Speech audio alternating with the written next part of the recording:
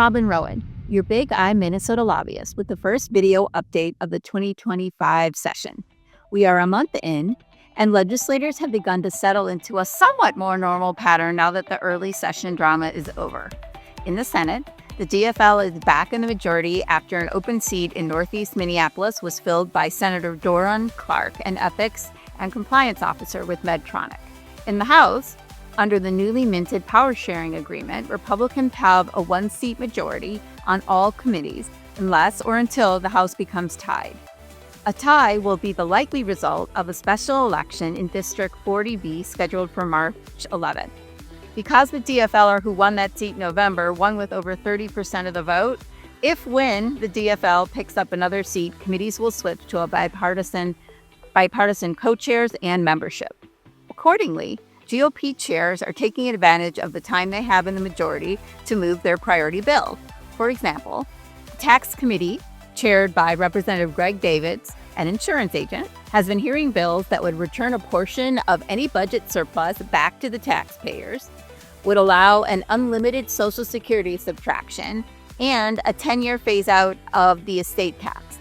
Remember, while the GOP can get these bills through committees right now, they only have 67 votes overall, and it takes 68 votes to get a bill off the House floor.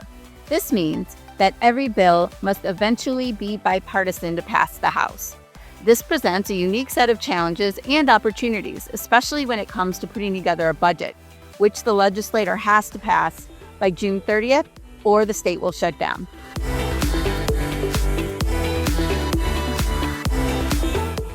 So what does this all mean for BIGiMN members? Thus far, House Commerce Chair Tim O'Driscoll has been using his time as the sole committee chair to dig into key issues for the insurance industry. Last week, he held a hearing on the Walz administration's executive order moving the Commerce Fraud Bureau away from the Department of Commerce and into the Bureau of Criminal Apprehension. Committee members from both sides of the aisle expressed concerns with the move. Former Commerce Chair and current Ways and Means lead, Zach Stevenson, was especially strident in his criticism of the move and the inevitable mission creep away from insurance fraud to bigger and perhaps sexier issues that the BC handles, such as fraud against the state, like the Feeding Our Future scandal, and even murder cases. Republicans also expressed displeasure over the fact that the Walz administration bypassed the legislature and made the move via executive order without consulting with legislators or the industry. DOC Commissioner Grace Arnold, DPS Commissioner Bob Jacobson, and BCA head Drew Evans all insisted that insurance fraud would still receive the same level of attention and resources as part of the BCA, but committee members remain very skeptical. Stay tuned for a series of legislative proposals that we are working on, which will range from reversing the transfer to imposing guardrails and reporting requirements on the BCA.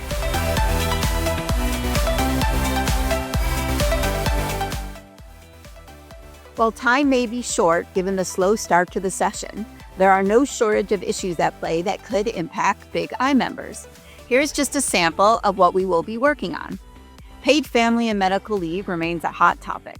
Making the program work for employers, as well as employees, especially small employers, is a priority for House Republicans.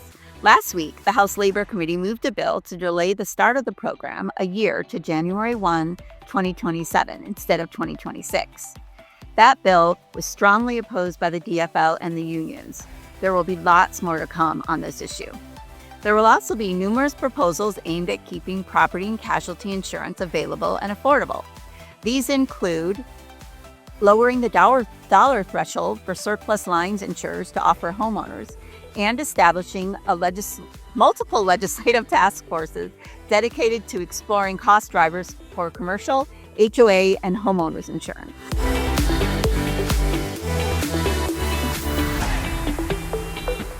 But wait, there are even more issues. Subcontractors have hired a new lobbying firm to go after the anti-storm chaser measures that we passed last year. Protecting those measures and reforms, and maybe even proposing some new reforms aimed at door-to-door roofing sales, will be a priority for us this year. We are also hopeful that some tort reform measures may make it to the governor's desk, especially with the leadership of some moderate Senate DFLers. There are also a couple Senate bills that would negatively impact auto insurance. These include a bill to require a 60 days notice instead of 20 days to cancel a new auto policy, and a bill to increase the binding arbitration limits from $10,000 to $20,000, which is the last thing we need. Refunding the reinsurance program for individual health insurance also must happen this session.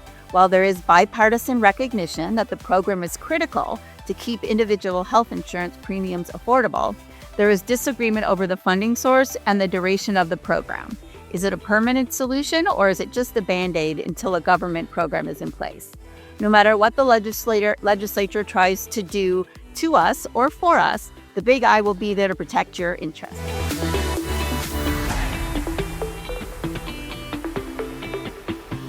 Lastly, and perhaps most importantly, one thing that never changes, regardless of who is in control in St. Paul, is the need for your participation. Insurance Day, which will be on March 11th, is a great opportunity for you to influence the legislative process. This year, Vikings great Chad Greenway will be our lunch speaker, and Lobbying on the Hill will be followed by a reception with legislators. CE credits have also been applied for, and the program is free of charge. The link to register is included with this video update. I hope to see you there, and thanks for listening.